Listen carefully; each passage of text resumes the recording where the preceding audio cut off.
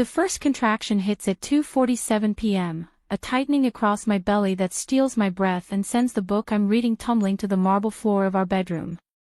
I press my hand against the swell of my stomach, feeling our daughter shift beneath my palm, and count slowly to 10 as the wave passes. Too early. She's not due for another 2 weeks. I reach for my phone on the nightstand, my fingers trembling slightly as I pull up Luca's number. The phone rings once, twice, 3 times, then goes to voicemail. His voice, smooth and controlled, tells me he's unavailable and to leave a message. "Luca, it's me," I say, trying to keep the tremor from my voice. I think it's starting. The contractions. Can you call me back?" I hang up and wait, counting the minutes. The October sun streams through the floor-to-ceiling windows of our penthouse, casting golden light across the cream-colored furniture, the original artwork Luca insists on collecting, the life we've built together over 3 years of marriage. A life that suddenly feels very large and very empty. My phone stays silent. Another contraction comes at 3:02 p.m., stronger this time, radiating from my lower back around to my abdomen like a vice tightening. I breathe through it the way the birthing class instructor taught us, though Luca only attended 2 sessions before his obligations pulled him away. I call again. Voicemail. "Luca, they're getting closer. 15 minutes apart. I really need you to call me back. Please." If you're enjoying this story so far, don't forget to hit the like button and subscribe. Drop a comment telling me where in the world you're watching from. I love hearing from you. I stand, pacing the bedroom, one hand supporting my lower back. The penthouse is silent except for the distant hum of traffic 20 stories below. Rosa, our housekeeper, left an hour ago. Marco, Luca's head of security, is with him wherever he is. I'm alone in 5,000 square feet of luxury, and I've never felt more isolated in my life. Orchestrated narrative tension through dual perspectives and pacing. Good start. I need to continue building the emotional tension, showing her increasing desperation and his absence. Let me continue with her perspective, showing more attempts to reach him, her fear growing, and then transition to his perspective to show the important meeting that's keeping him away. Current word count, 350 words. Need to continue building to 1,000 for section 1. This isn't how it was supposed to be. When Luca and I got married 3 years ago, when I left my job as a pediatric nurse to become his wife, he promised me things would be different once we had a family. That he'd make time, that he'd be present, that our child would know her father. I believed him because I loved him. Still love him, despite everything. At 3:15 p.m., I call his office. His assistant, Gabriella, answers with her usual crisp efficiency. "Mrs. Moretti, how can I help you?" "I need to speak to Luca. It's urgent." A pause. "He's in a meeting, Mrs. Moretti. A very important meeting. He gave strict instructions not to be disturbed." My hand tightens on the phone. "Gabriella, I'm in labor. I need him to call me." Another pause, longer this time. I'll send him a message. I'm sure he'll call as soon as he can. But he doesn't. 3:30 p.m. Another contraction, this one strong enough that I have to grip the edge of the dresser, my knuckles white against the dark wood. 10 minutes apart now. The book said to go to the hospital when they're 5 minutes apart, or when the pain becomes too intense to manage at home. I'm not there yet, but I'm getting close. I try calling again. Voicemail. Text message, contractions 10 minutes apart.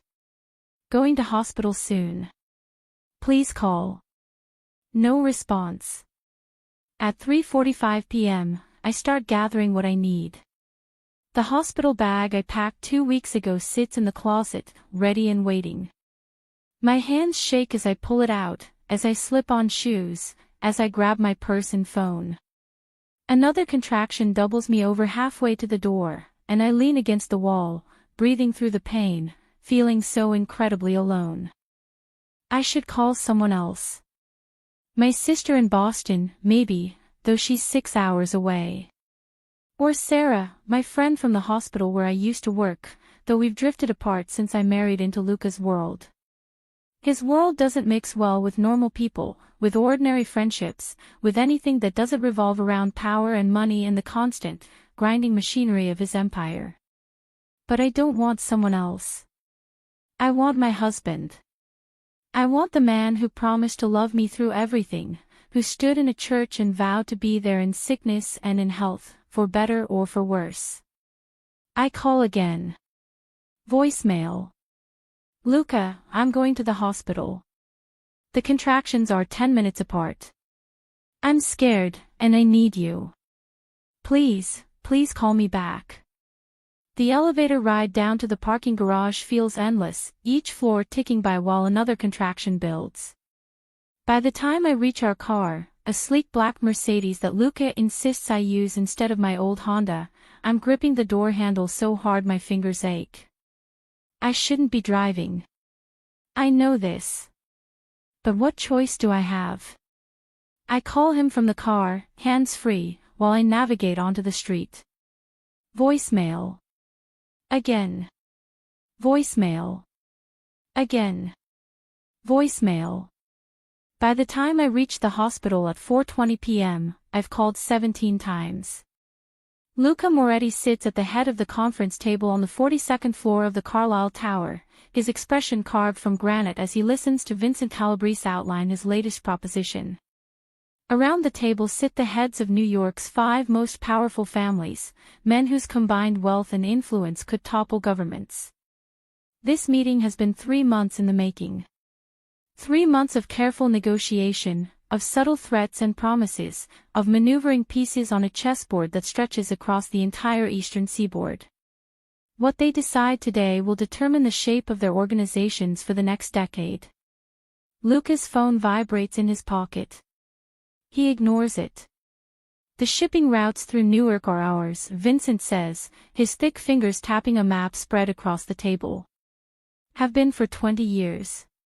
You want access, Moretti, you pay the toll. Luca leans back in his chair, the leather creaking softly. The toll you're proposing is robbery, Vincent.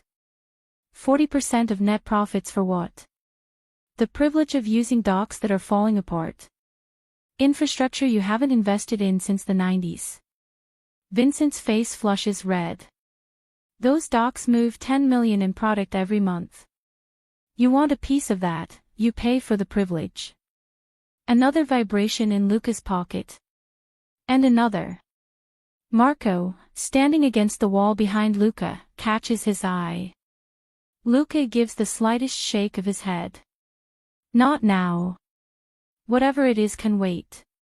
This is too important. The Newark docks mean expansion, diversification, a foothold in territory that's been closed to him since his father's death 5 years ago.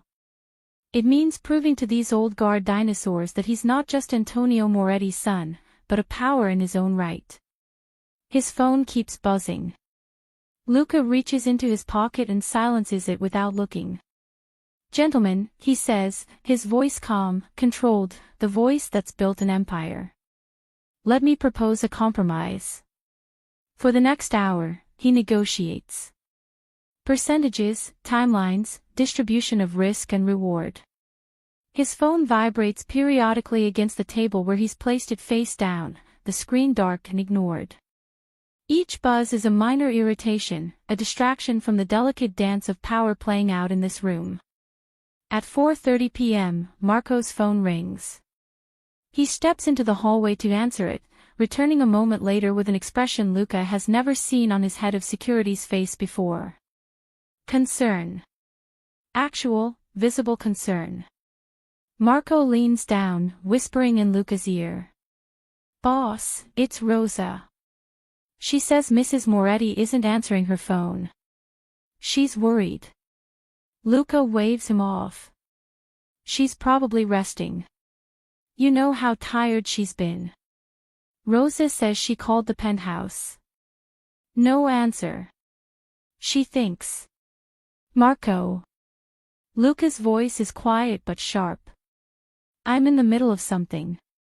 Handle it. Marco straightens, his jaw tight, but he nods and steps back. The meeting continues. Vincent agrees to 32%. Luca counters at 25. They settle at 28, with Luca retaining control of his own distribution network. Hands are shaken. Glasses of expensive scotch are poured. Luca's phone vibrates again. And again. And again. At 5:15 p.m., as the meeting finally begins to break up, as men who've spent the afternoon as adversaries now laugh and joke like old friends, Marco approaches again. Boss, he says, and there's something in his voice that makes Luca actually look up from the contract he's reviewing. Your phone. You need to check your phone. Luca picks it up, finally, and his blood runs cold. 47 missed calls. All from Elena. The labor and delivery ward of Mount Sinai Hospital smells like antiseptic and fear. I sit in a wheelchair at the reception desk, another contraction gripping me so hard I can't speak, can't do anything but grip the armrests and try to breathe through the white-hot band of pain encircling my abdomen. Name? The nurse asks, her voice kind but efficient. Elena Moretti, I gasp when I can finally speak. I'm, contractions 5 minutes apart. She glances at my left hand, at the platinum wedding band and the engagement ring with a diamond so large it used to embarrass me. Is your husband with you?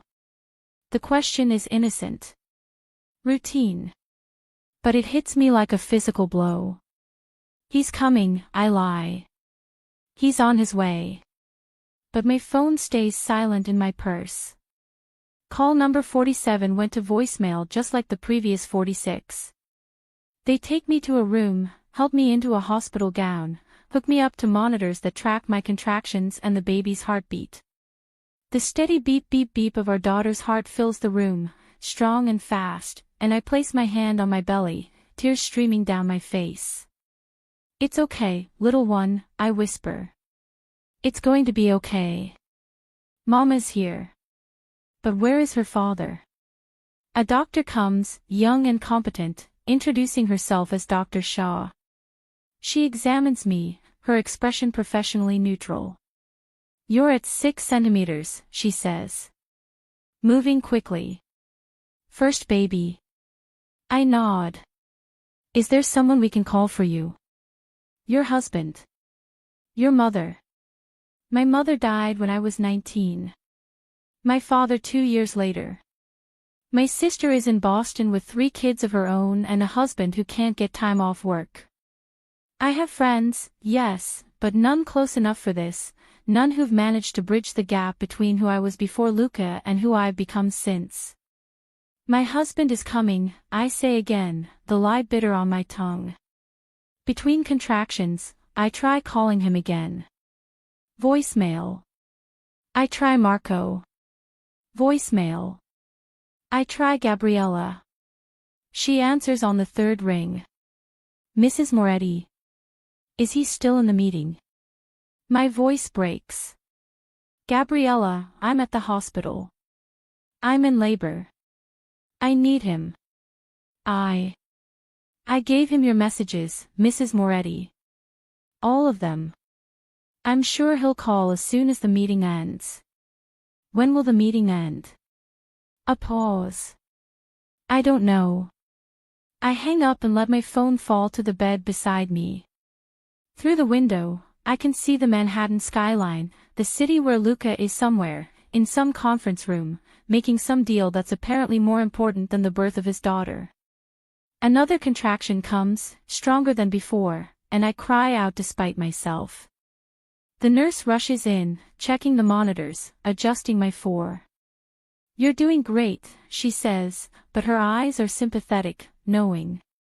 She's seen this before, I realize. Women laboring alone.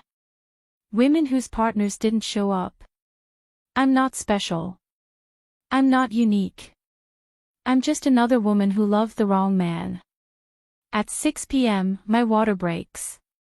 At 6:30, I'm at 8 centimeters. The pain is constant now, waves that barely recede before the next one crashes over me. I grip the bed rail with one hand, my phone with the other, and I keep calling. Voicemail. Voicemail. Voicemail. Mrs. Moretti, Dr. Shaw says gently, placing her hand over mine. You need to focus on the baby now. On breathing. On staying calm. But how can I stay calm when my husband has abandoned me? When the man who promised to love me, to protect me, to be there for our family, can't be bothered to answer his phone while I bring his daughter into the world. At 7 p.m., I'm at 10 centimeters. The urge to push is overwhelming, primal, unstoppable. We need to start pushing, Dr. Shaw says. Are you ready? I'm not ready. I'm terrified. I'm in more pain than I've ever experienced in my life. I'm alone in a hospital room, about to become a mother, and the father of my child is nowhere to be found. But our daughter is coming whether I'm ready or not. Yes, I whisper. I'm ready. And as I push, as I scream, as I pour every ounce of strength I have left into bringing our baby into this world, one thought repeats in my mind like a mantra. He wasn't there. When I needed him most, when I called 47 times, when I begged and pleaded and cried, Luca Moretti, the most powerful man in New York, the man who can make things happen with a phone call, who has hundreds of people at his beck and call, couldn't be bothered to answer. And I will never, ever forget it. Luca stares at his phone screen, at the endless list of missed calls, and the world narrows to a single point of horrible clarity. 47 calls. 47 times Elena reached out to him. 47 times he ignored her. His hands, which have never trembled during negotiations or confrontations or even when holding a gun, shake as he scrolls through the call log. The timestamps tell a story he doesn't want to read. 2:49 p.m., 2:51 p.m., 3:03 p.m., 3:16 p.m. They grow more frequent as the afternoon progressed, more desperate. The last call came at 7:23 p.m. 43 minutes ago. Get the car, he says to Marco, his voice hollow. Now. He doesn't wait for the elevator. He takes the stairs, his expensive Italian leather shoes pounding against concrete as he descends 42 floors. Behind him, Marco struggles to keep up, already on the phone coordinating their route to the hospital. Luca's mind races through possibilities, each worse than the last. Elena could be hurt. The baby could be in distress. Something could have gone wrong, and he wasn't there. He wasn't there because he was negotiating doc percentages with Vincent Calabrese, because he was proving a point to men whose opinions shouldn't matter more than his wife. But they did. In the moment, they did. The car is waiting when he bursts through the lobby doors. He's inside before Marco can open the door, barking the address at the driver. Mount Sinai. Move. Traffic is thick, the evening rush hour in full swing. Every red light is torture. Every car between him and the hospital is an obstacle he wants to demolish. He pulls up Elena's number, his thumb hovering over the call button. What can he possibly say? What words exist that could explain why he ignored 47 calls from his pregnant wife? He calls anyway. It rings once, then goes straight to voicemail. She sent him to voicemail. The realization hits him like a physical blow. For the first time in 3 years of marriage, Elena has deliberately refused his call. Elena, he says after the beep, his voice rough. I'm on my way. I'm so sorry. I'm coming. The words are inadequate. Pathetic. But they're all he has. 23 agonizing minutes later, the car screeches to a halt in front of Mount Sinai's main entrance. Luca is out before it fully stops, leaving Marco to deal with parking as he runs through the automatic doors. Labor and delivery, he demands at the information desk. Elena Moretti. My wife. Where is she? The volunteer, an elderly woman with kind eyes, seems taken aback by his intensity. She checks her computer with maddening slowness. 5th floor. Room 517. But sir, visiting hours. Luca is already moving. The elevator takes forever. His reflection in the polished metal doors shows a man he barely recognizes, his usually immaculate hair disheveled, his tie loosened, his eyes wild. He looks like what he is, a man who has made a catastrophic mistake. The 5th floor is quiet, subdued. A nurse's station sits halfway down the hall, and a woman in scrubs looks up as he approaches. Elena Moretti, he says. I'm her husband. The nurse's expression shifts, something cold and judgmental entering her eyes. Room 517. She delivered an hour ago. An hour ago. While he was in the car. While he was running through the lobby. While he was too late. Are they? Both healthy, the nurse says curtly. No thanks to you. The words sting, but he deserves them. He deserves worse. Room 517 is at the end of the hall.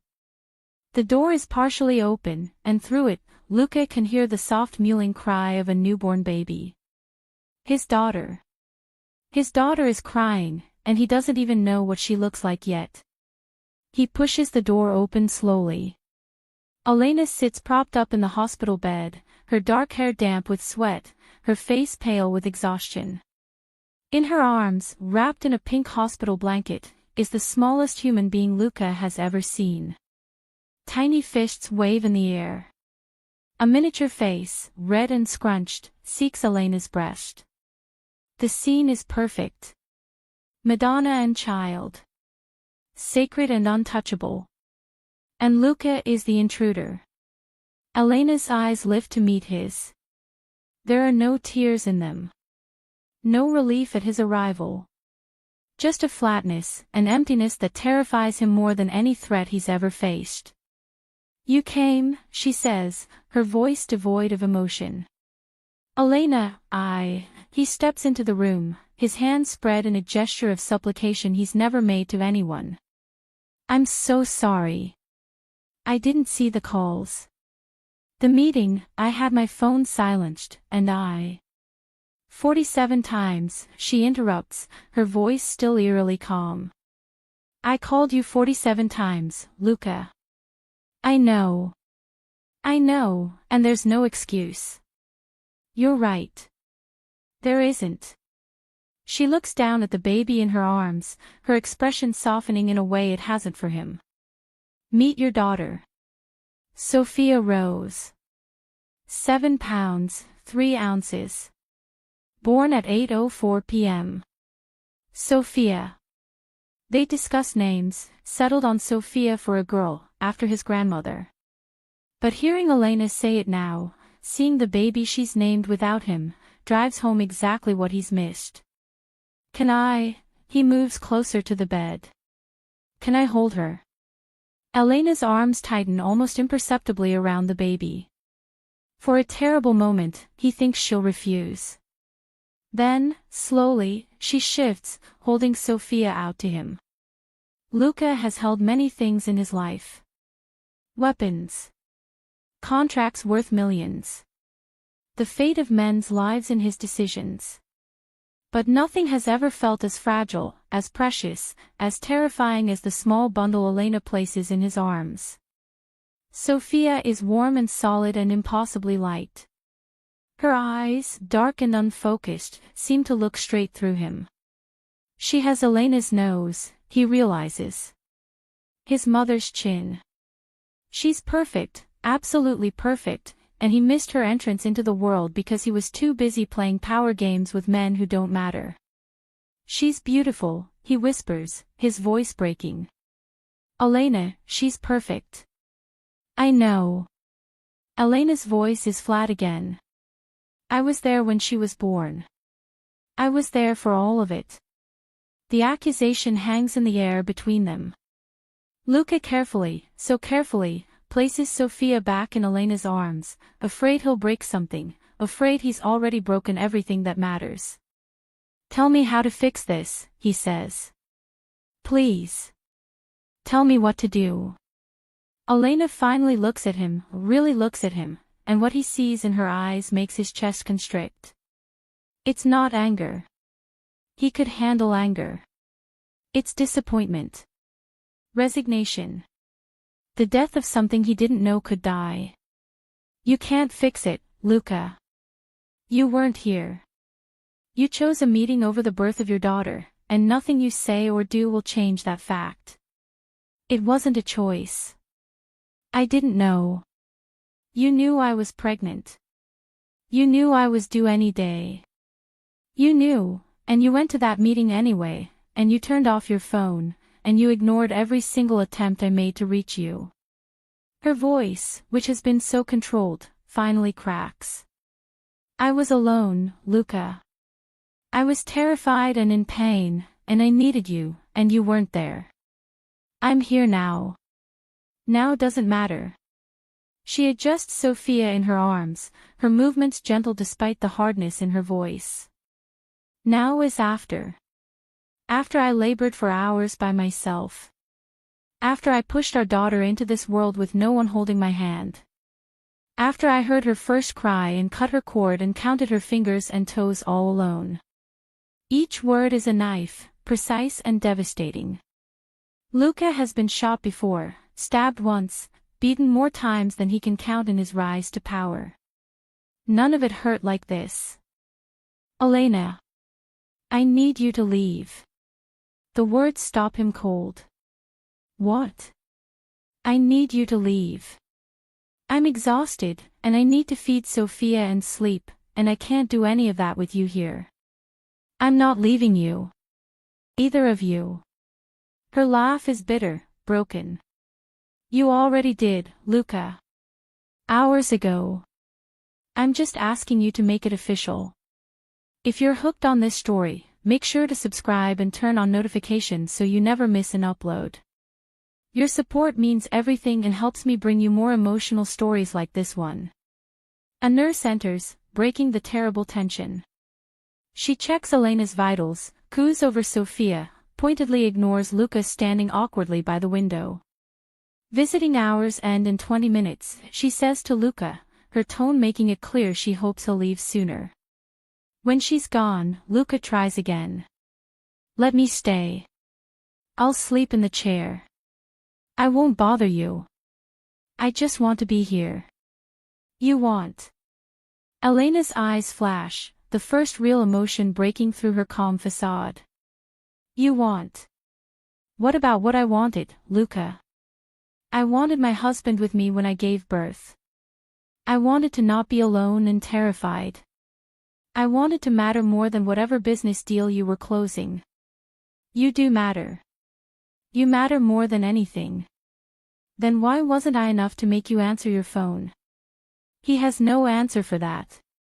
No answer that doesn't reveal the ugly truth. In that moment, in that meeting, the deal did matter more. His empire, his reputation, his standing among the families, it all mattered more than the 47 increasingly desperate calls from his wife. "I'll come back tomorrow," he says finally, defeated. First thing in the morning. Elena doesn't respond. She's already turned away, focusing entirely on Sofia, who has started to fuss. The dismissal is complete. Luca walks out of that hospital room feeling like he's leaving pieces of himself behind. In the hallway, Marco waits, his expression carefully neutral. "Boss? Take me home." The penthouse, when they arrive, is exactly as Elena left it. Her book on the floor by the bed. A half-empty glass of water on the nightstand. Her slippers by the closet door. The evidence of her normal afternoon before everything changed. Luca picks up the book, smooths its bent pages, sets it carefully on the nightstand. Then he sits on the edge of their bed, in the space where his wife labored alone, and for the first time since his father's funeral, Luca Moretti puts his head in his hands and weeps. The next 3 days are the longest of Luca's life. He arrives at the hospital at 6 a.m. each morning, before official visiting hours, using his influence to gain access. He brings flowers that Elena barely acknowledges. He brings food from her favorite restaurants that she picks at without appetite. He sits in the chair by the window and watches his wife and daughter with the helpless knowledge that he's a stranger to both of them. Elena is unfailingly polite. She allows him to hold Sofia under her watchful eye. She updates him on the baby's feeding schedule, her sleep patterns, the pediatrician's assessments. But there's a wall between them now, invisible but impenetrable, and nothing Luca does seems to breach it. On the 3rd day, Dr. Shaw clears them to go home. Luca has arranged everything, a private car service, a nursery that was completed in his absence by a team working around the clock, a night nurse to help with feedings. Elena accepts it all with the same polite distance she's maintained since he walked into her hospital room. The drive to the penthouse is silent except for Sofia's occasional gurgles from her car seat. Luca keeps glancing at Elena, searching for any softening, any sign that time is healing the wound he inflicted. But she stares out the window, her profile carved from marble. The nursery takes his breath away. Soft gray walls, white furniture, delicate cloud and star decorations hanging from the ceiling. A rocking chair by the window. Shelves already filled with books and toys. Everything a baby could need, bought by a father who wasn't there when she needed him most. It's beautiful, Elena says, running her hand along the crib rail. Thank you. I want to be involved, Luca says. I want to help. Night feedings, diaper changes, whatever you need. She turns to him, and for a moment, he sees a flash of the woman he married. The woman who looked at him with love instead of polite tolerance. Do you know what I needed, Luca? I needed you 3 days ago. I needed you to answer your phone. I needed you to be the husband and father you promised you'd be. I know. And I'm going to prove to you that I can be. Starting now. Starting now, she repeats, her voice hollow. Not 3 days ago when it mattered. Now. When the hard part is over. Childbirth isn't the hard part, Elena. Raising her, being a family, that's the hard part. And I want to be here for all of it. She studies him for a long moment, then picks up Sofia from the bassinet. We'll see. It's not forgiveness. But it's not outright rejection either. It's something, and Luca clings to it like a lifeline. That night, Sofia wakes every 2 hours. Each time, Luca rises before Elena can, going to the nursery, changing their daughter's diaper with fumbling hands, bringing her to Elena to nurse. He watches them in the soft glow of the nightlight, mother and daughter, a unit he's not quite part of yet. You don't have to do this, Elena says during the 3 a.m. feeding. We have a night nurse starting tomorrow. I want to do this. I need to do this. She doesn't respond, just focuses on Sofia's small face, on the tiny hand that grips her finger with surprising strength. The days blur together. Luca cancels meetings, postpones deals, lets calls go to voicemail, a behavior so unlike him that Marco asks if he's feeling ill. His lieutenants start to whisper. Vincent Calabrese calls, testing the waters, seeing if the great Luca Moretti has been weakened by fatherhood. Let them whisper. Let them test. None of it matters more than the small family in his penthouse, the wife who won't meet his eyes, the daughter who is the most beautiful thing he's ever created. On the 5th day home, Elena finds him in the nursery at dawn. He's holding Sofia against his chest, her tiny body rising and falling with each breath. He hasn't slept, too terrified to put her down, too consumed with the need to prove he can be trusted with something so precious. Luca, Elena says softly. You need to sleep. I'm fine. You're not fine. You're running on fumes. She moves closer, reaching for Sophia. Let me take her. But as she lifts their daughter from his arms, their hands brush, and for a moment, just a moment, Elena doesn't pull away. Her fingers linger against his, warm and familiar, and Luca feels something shift. I miss you, he whispers. I miss us. Elena's eyes fill with tears for the first time since he arrived at the hospital. I miss us too. But I don't know if we can get back to who we were. Then we'll become something new. Something better. He cups her face gently, his thumb brushing away a tear that's escaped down her cheek. I know I destroyed your trust. I know I failed you when you needed me most. But I swear to you, Elena, I will spend the rest of my life making sure you never doubt me again. Pretty words, Luca. You're good at those. Then let me show you. Not with words. With actions. Give me a chance to prove. His phone buzzes on the dresser. They both freeze, staring at it. Another buzz. Then another. Your empire is calling, Elena says, her voice brittle. Better answer it. Might be important. Elena. Answer it, Luca. Show me what matters more. It's a test. They both know it. Luca crosses to the dresser, picks up his phone, and without looking at the screen, powers it off completely. You, he says, turning back to her. You and Sophia. That's what matters.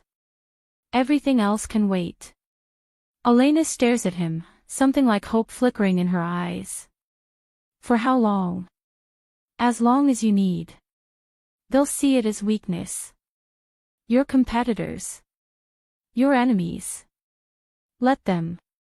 He moves closer, close enough to see the exhaustion in her face, the dark circles under her eyes, the weight she carries. I've been strong for everyone else my entire life. Let me be weak for you. Let me choose you over them. Sophia fusses, her tiny face scrunching up in pre-cry preparation. Elena automatically rocks her, soothing, but her eyes never leave Luca's face. 1 week, she says finally. You have 1 week to show me this is real. That you're really choosing us. No meetings. No phone calls. No empire. Just us. Done. And if at the end of that week, I don't believe you've changed, I'll move out, Luca finishes. I'll give you space. Whatever you need. The words physically hurt to say, but he means them. If losing Elena and Sophia is what it takes to wake him up, to show him what truly matters, then he has to be willing to walk away if that's what she needs. Okay, Elena whispers. 1 week. It's the first real conversation they've had since the hospital. The first crack in the wall between them. Luca wants to pull her close, to hold her and Sophia and never let go. But he doesn't. He gives her space, respects the boundaries she's setting, and prays that 7 days will be enough to earn back what he threw away. The week starts quietly. Luca wakes with Sophia for every night feeding, changes every diaper, learns the difference between her hungry cry and her tired cry and her overstimulated cry. He cooks breakfast while Elena showers, the first real meals he's prepared since before his father's death thrust him into running the family business. Marco appears on day 2 with urgent messages. A shipment problem. A dispute with the Calabrese family. Decisions that need to be made. Handle it, Luca tells him at the door, not letting him inside. Whatever it is, you and Antonio can figure it out. Boss, Vincent is pushing. I don't care what Vincent is doing. I care what my wife and daughter are doing. Everything else is your problem for the next 5 days. Marco's eyes widen. In 15 years of working together, Luca has never delegated like this. Never stepped back. Never put anything above the business. Understood, boss. By day 3, Luca has learned to swaddle. By day 4, he can get Sophia to stop crying with a specific rocking motion. By day 5, Elena lets him give Sophia her first bath, his large hands impossibly gentle as he supports her tiny head, washes her downy hair. "You're good at this," Elena says, watching from the doorway. "I'm terrified every second that I'll do something wrong." Welcome to parenting. It's the first joke she's made in his presence since before the birth. It's small, barely there, but Luca latches onto it like gold. That evening, after Sophia is asleep, they sit on the couch together. Not touching, but closer than they've been. Elena has her laptop open, showing him photos from the birth that the hospital photographer took. Elena in labor, her face contorted with pain. Elena holding Sophia for the first time, tears streaming down her face. Sophia's first moments, red and screaming and perfect. Lucas studies each photo, committing them to memory, these moments he can never get back. In every single one, Elena is alone. No hand to hold. No partner beside her. Just a woman bringing life into the world with nothing but her own strength. "I can't change what I did," he says quietly. "I can't go back and answer those calls. But Elena, I swear to you, I will never, never, let you be alone like that again." She closes the laptop, setting it aside. "The night nurse starts tomorrow. Your week is almost up. And..." She turns to face him fully, and in her eyes, he sees the battle she's waging. Trust versus self-preservation. Love versus the memory of abandonment. "I don't know yet," she admits. "You've been perfect this week. Attentive, present, everything I needed. But I keep waiting for the other shoe to drop. For the phone to come back on. For the Empire to call and for you to answer. It won't. You can't promise that, Luca. Your empire doesn't stop existing because you're playing house for a week." The words sting, but she's not wrong. Outside this penthouse, his world is churning on without him. Decisions are being made. Territories are shifting. And his absence is being noted by people who view any weakness as an opportunity. Before he can respond, his personal cell, the one he powered off days ago, lights up on the coffee table. Someone has clearly reactivated it remotely.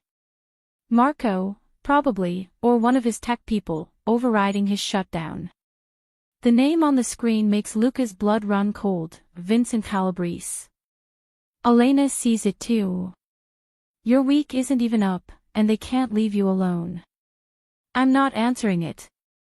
But you want to. I can see it in your face.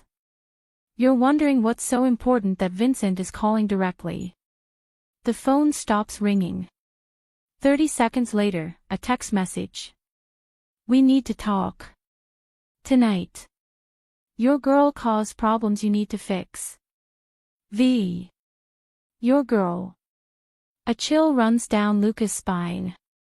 He's talking about Elena.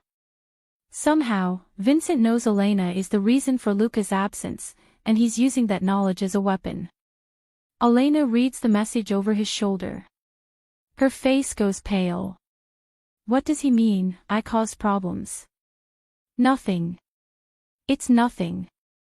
Luca, what did he mean? Before he can answer, the building's security system pings. Someone is in the lobby, demanding access. The camera feed shows 3 of Vincent's men, not making any effort to hide their presence. Marco appears via video call on the security panel. "Boss, we have a situation." Elena picks up Sophia, who started to cry in her bassinet, disturbed by the tension in the room. She holds their daughter close, her eyes wide with fear. "What kind of situation?" Luca asks, though he already knows. Vincent is making moves. He's telling the other families that you've gone soft, that you're too distracted by domestic affairs to lead. Marco's expression is grim. He's calling for a vote. Tomorrow night. To redistribute your territories. Everything Luca has built. Everything his father left him. All of it on the line because he dared to put his family first. Elena's voice is small, broken. This is my fault. No. Luca moves to her, frames her face with his hands. This is Vincent being Vincent. Using any opening he can find. An opening I created by having a baby. By needing you. An opening I created by being too stupid to answer my phone. He kisses her forehead, then Sophia's. I have to handle this. I know. But I'm coming back. Tonight. Before midnight. I promise you, Elena, I'm coming back. She nods, but in her eyes, he sees the certainty that he won't. That his empire will call, and he'll answer, and she and Sophia will once again be what gets sacrificed. Go, she says. Do what you have to do. Luca calls down to security. Send them up. As he waits for Vincent's men to arrive, he holds Elena and Sophia one last time, breathing in the scent of them, baby powder and Elena's lavender shampoo and home. I love you, he whispers. Both of you. More than anything in this world. Then prove it, Elena says. Come back. It's not a request. It's a challenge. A final test. And as Vincent's men knock on the door, as Luca prepares to step back into the world of violence and power that he's tried to leave behind for 7 perfect days, he knows that everything, his marriage, his family, his chance at happiness, hinges on whether he can finally choose the right priority. The door opens. Vincent's enforcer, a man named Sal with a face like granite, stands in the threshold. Mr. Calabrese would like a word, Mr. Moretti. He's waiting in the car downstairs. Luca looks back at Elena one last time. She's standing by the window, Sophia in her arms, backlit by the city lights, and she's never looked more beautiful or more unreachable. I'll be back before midnight, he says again. Then he steps into the hallway and lets the door close behind him, praying he hasn't just made the same mistake twice. The elevator descends in silence. Lucas stands between 2 of Vincent's men, his mind racing through scenarios, through strategies, through the careful calculus of power he's been performing his entire adult life. But beneath it all, one thought pulses like a heartbeat, Elena. Sophia. Home. The lobby is empty except for Vincent's driver and 2 more guards. They escort Luca not to a car but to a black SUV with tinted windows. Inside, Vincent Calabrese sits like a king holding court, a glass of scotch in his meaty hand. Luca, he says, not bothering with warmth. Sit. Luca slides into the seat across from him. The door closes. The locks engage. They're moving before he can orient himself to where they're going. Nice of you to finally emerge from your domestic bliss, Vincent says, swirling his scotch. We were beginning to think fatherhood had made you soft. What do you want, Vincent? What do I want? Vincent laughs, a sound like gravel in a disposal. I want what you promised me at that meeting. The meeting you were so focused on that you ignored your wife screaming for help. The words are a knife, precisely placed. Luca's hands curl into fists on his thighs. The Newark deal stands. Everything we agreed to. The Newark deal is dust.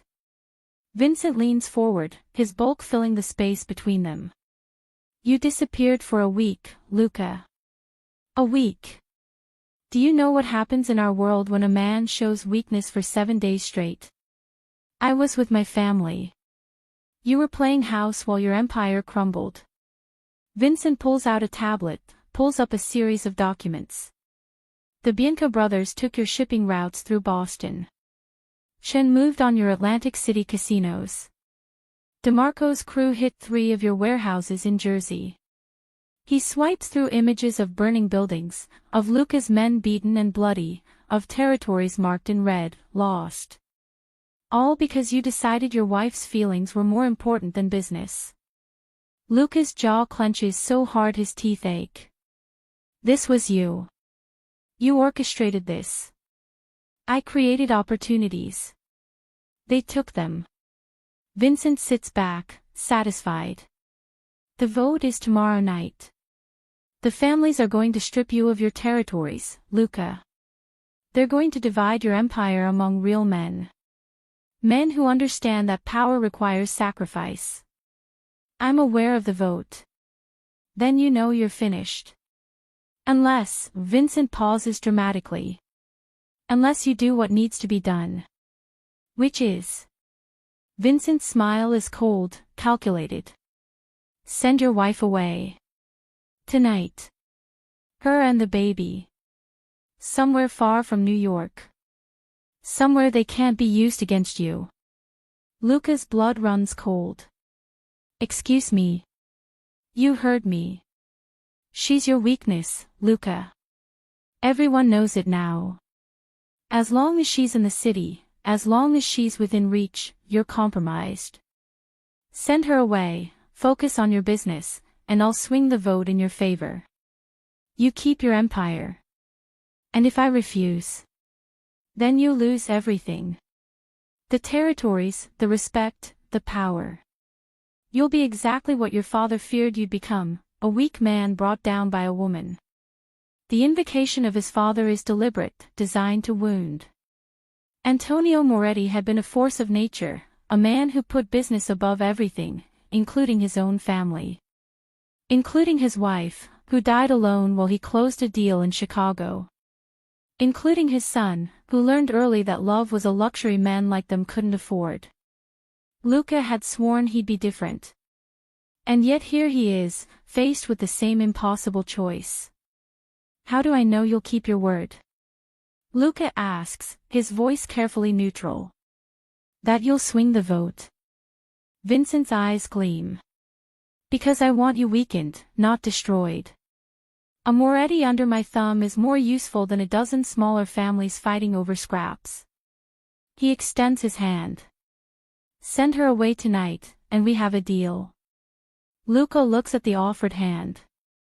At the lifeline to everything he's built. All he has to do is sacrifice the two people who matter most. His phone buzzes. A text from Elena, she won't stop crying. I think she misses you. The words break something inside him. His daughter, barely a week old, missing her father. His wife, alone again, always alone, because he keeps choosing wrong. No, Luca says quietly. Vincent's hand drops. What? I said no. Luca meets the older man's eyes. I'm not sending them away. I'm not sacrificing my family for your approval or anyone else's. Then you're a fool. Maybe. But I'm a fool who will see his daughter's first smile. Her first steps. Her first words. Luca leans forward. My father died alone in a hospital, Vincent. Massive coronary at 62. No wife, no family, just his empire and his regrets. I found him, you know. I was the one who got the call. He can still see it. His father's face, frozen in an expression of surprise and pain. The machines beeping uselessly. The nurses who couldn't meet his eyes. He told me once that building an empire meant making hard choices. That family was a weakness we couldn't afford. Luca's voice is rough. I believed him. I lived by that code.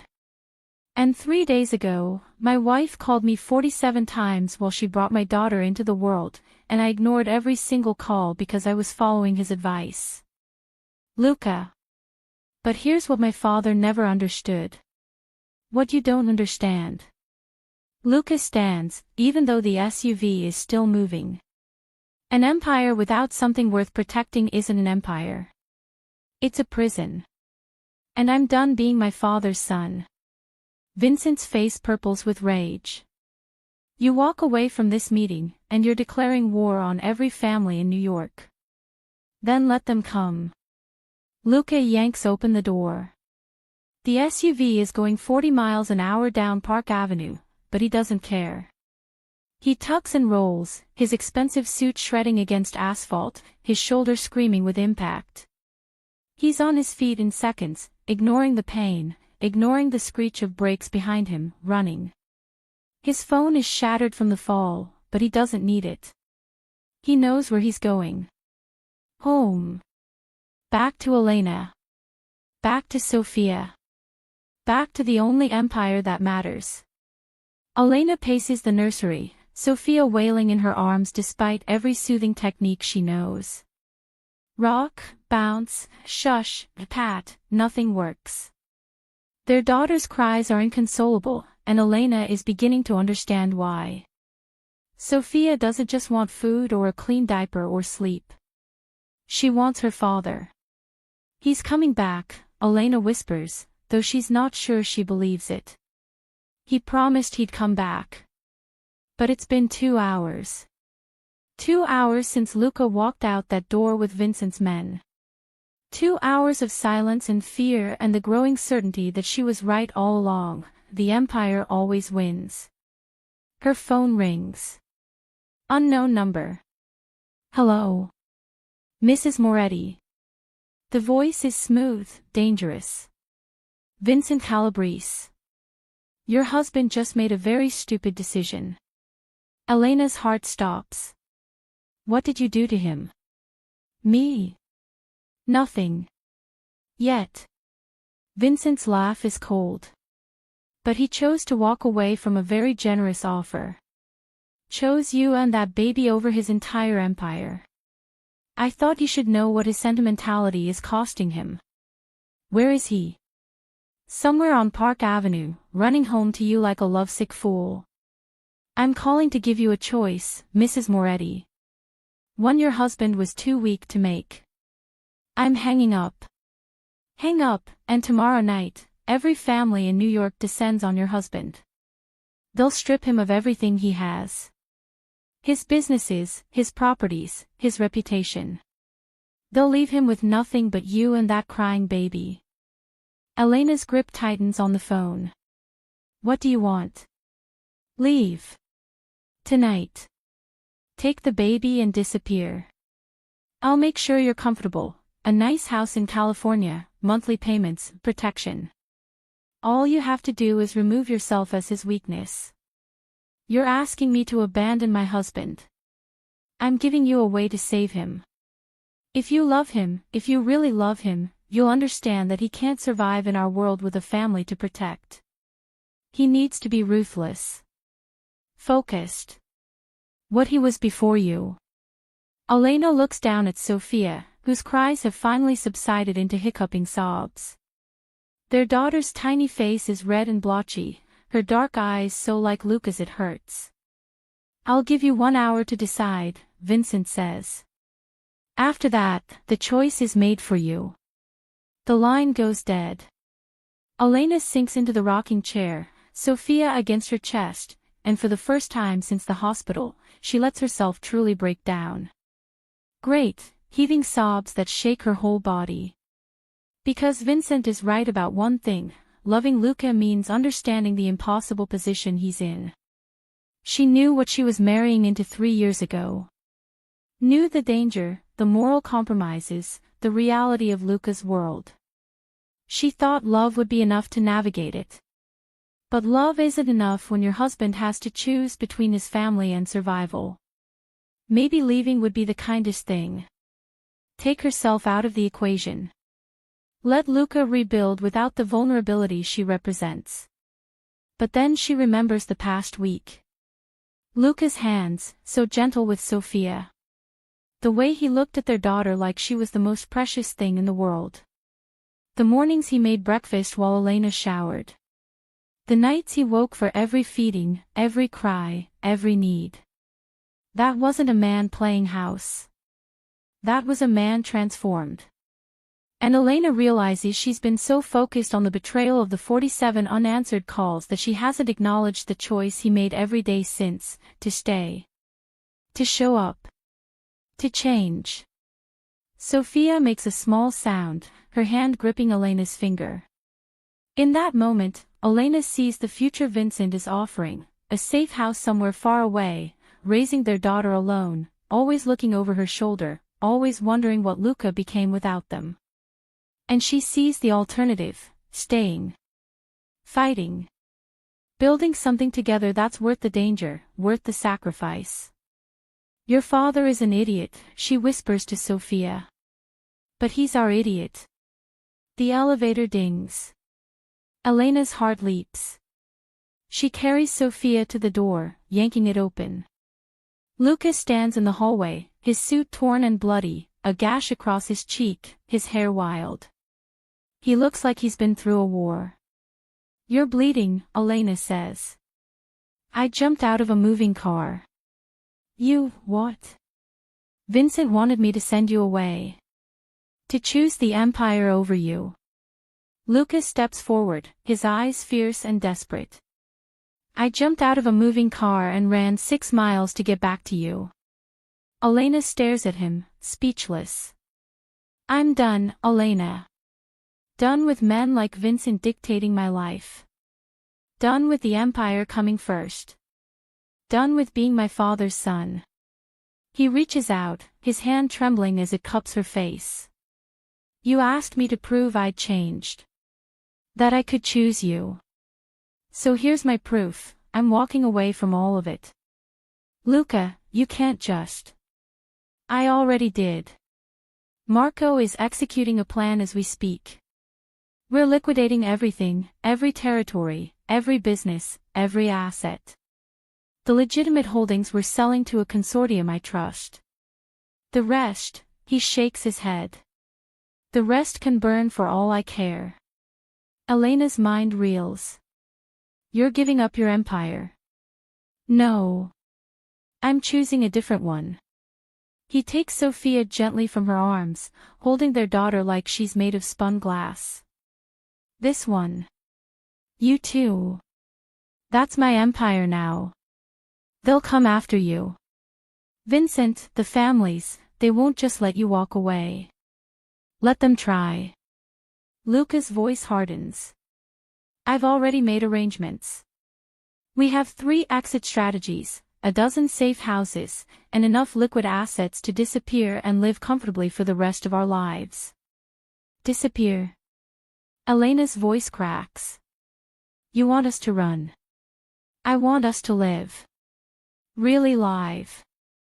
Not just survive between crises. He shifts Sophia to one arm, pulling Elena close with the other. I want to see our daughter grow up. I want to watch you paint again. I know you gave it up when we got married. I want to have breakfast together without me checking my phone every 30 seconds. You'll be bored within a month. Then I'll learn to be bored. I'll learn to be normal. I'll learn to be whatever I need to be to keep you both safe and happy. Sophia makes a happy gurgle, her tiny hand reaching for Luca's face. He catches her fingers, bringing them to his lips. She missed you, Elena whispers. She wouldn't stop crying. I missed her too. I missed you both every second I was gone. He meets Elena's eyes. I meant what I said before. I will never let you be alone like that again. Never. Even if it costs me everything I thought mattered. Elena wants to believe him. God, she wants to believe him so badly it physically hurts. But Vincent's words echo, if you love him, you'll understand that he can't survive in our world with a family to protect. Vincent called me, she says. He offered to set us up somewhere safe if I left you. He said it was the only way to save you. Luca's expression darkens. What did you tell him? I told him, Elena pauses, gathering her courage. I didn't tell him anything. Because I realized something while you were gone. You've been making impossible choices your whole life, Luca. Choosing between bad and worse. Between survival and morality. Between power and happiness. She takes his free hand, lacing their fingers together. But I don't want you to choose anymore. I want us to build something new. Something that's ours. Not your father's empire. Not Vincent's world. Ours. Elena. I forgive you, she says, the words she's been unable to speak since the hospital finally breaking free. For the 47 calls. For not being there.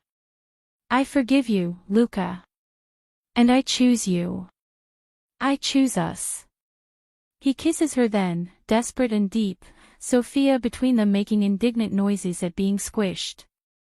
When they part, there are tears on both their faces. We need to leave, Luca says. Tonight. Marco has a plane waiting at a private airfield in Jersey. We can be in the air in 2 hours. Where are we going? I don't know yet. Somewhere warm. Somewhere Sophia can learn to swim. Somewhere no one knows the name already. Elena looks around the penthouse, at the luxury she's lived in for 3 years, at the gilded cage she's called home. She should feel sad to leave it. Scared, at least. But all she feels is relief. I'll pack. 90 minutes later, they're in the back of an armored SUV, Marco at the wheel, heading toward Jersey. Sophia sleeps peacefully in her car seat, finally content now that both parents are present. Elena watches the city lights blur past, Manhattan receding behind them. 3 years of her life in that city. A lifetime, it feels like. Are you scared? Luca asks, his hand finding hers in the darkness. Terrified, she admits. But also, excited. Is that wrong? No. I feel the same way. He squeezes her hand. For the first time in my adult life, I have no idea what tomorrow looks like. No territories to defend, no rivals to outwit, no empire to maintain. Just us. Just us, he agrees. And it's enough. More than enough. Marco's voice comes from the front seat. Boss, we have a tail. 2 cars, staying back but definitely following. Luca's entire body tenses. Vincent? Probably. We're 15 minutes from the airfield. Can we lose them? Not without risking the baby. Luca looks at Sophia, still sleeping peacefully, then at Elena. Speed up. Get us to that plane. The SUV accelerates. Behind them, the pursuing cars do the same. Elena clutches Sophia's car seat, her heart racing, prayers tumbling from her lips. They're going 60 now, 70, weaving through sparse late-night traffic. The airfield is visible in the distance, a small private facility with a single runway. Almost there, Marco says. One of the pursuing cars pulls alongside them. The window rolls down. Elena sees the barrel of a gun. Down. Luca throws himself over Elena and Sophia just as the first shot shatters the rear window. Glass sprays across them. Sophia wakes screaming. Marco swerves hard, clipping the attacking car and sending it spinning. But the second car is still there, pulling up on the other side. We're not going to make it, Marco says grimly. Luca's face hardens into an expression Elena has never seen before, cold, calculated, deadly. This is the man who built an empire. The man who survived in a world of violence and betrayal. Yes, we are. He pulls out his phone, sends a single text. Just get us to the plane. They roar through the airfield gates, security scattering. The jet sits on the tarmac, engines already running. Marco slams on the brakes at the base of the stairs. Go, he shouts. I'll hold them off. Luca doesn't argue. He grabs Sophia's carrier, takes Elena's hand, and runs. Behind them, the 2 cars screech to a halt. Men pour out, weapons drawn. But before they can fire, a helicopter appears overhead, spotlight blazing down on them. NYPD, a voice booms through a loudspeaker. Drop your weapons. Vincent's men freeze, torn between pursuit and preservation. It's the hesitation Luca needed. They reach the plane, Elena scrambling up the stairs, Luca right behind her with Sofia. Go, he shouts to the pilot. Now. The door seals. The jet lurches forward. Through the window, Elena sees Vincent's men being surrounded by police, sees Marco giving them a sharp salute before disappearing into the darkness. The police. Elena asks as they climb. How? I called in every favor I had left, Luca says, buckling Sofia's carrier into a specially designed seat. Made a few deals. Gave them enough information to take down half of Vincent's operation. He meets her eyes. I told you. I'm done with that world. All of it. The jet levels off. New York disappears below them, a glittering grid of lights fading into the darkness. Elena holds Sofia close, feeling her daughter's heartbeat against her chest, steady and strong. Where did you tell the pilot to go? She asks. Lucas settles into the seat beside her, pulling them both close. Portugal. There's a small fishing village on the coast. My mother's family is from there. No one in the States knows about it. A fishing village, Elena repeats, the absurdity of it making her laugh. From penthouse to fishing village. Is that okay? She looks at him, this man who gave up everything for her, who jumped out of a moving car, who chose his family over power, and feels something settle in her chest. Not forgiveness, not anymore. Something deeper. Certainty. It's perfect. 18 months later. Elena stands on the terrace of their small villa, watching the sunset paint the Atlantic in shades of gold and crimson. Below, the village of Nazar spreads down the hillside, whitewashed houses with terracotta roofs, fishing boats bobbing in the harbor. From inside, she hears Sofia's delighted laugh. At almost 2 years old, their daughter is a tiny hurricane of energy and joy. And chasing her around the living room, making dramatic monster noises, is Luca. He looks nothing like the man who ran an empire in New York. His hair is longer, touched with salt from swimming in the ocean every morning. His skin is bronzed from the Portuguese sun. He wears simple clothes, jeans and a linen shirt. No suits. No armor. He catches Elena watching and grins, scooping Sofia up and bringing her to the terrace. Mama! Sofia shrieks, reaching for her. Dada is monster.